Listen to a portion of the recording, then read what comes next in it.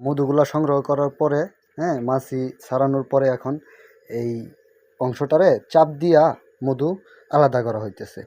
এই দেখেন মাসুদে মধু আলাদা করতেছে, দেখতে থাকুন।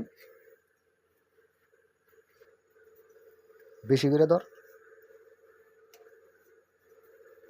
এই যে দেখেন মাসুদ এখন পুরাটা চাপ দিবে। এই দেখেন নিচ দিয়ে কি পরিমাণ মধু পড়তেছে। এই সর্বনাশ। ও, এই যে দেখেন চাপ দিয়ে মধু বের করতেছে।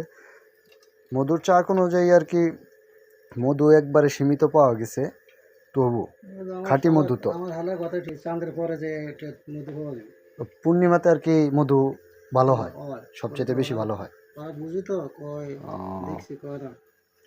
আচ্ছা, মধু করা শেষ। এখন কি এটার আরো কোনো কাজ আছে মাসুদ?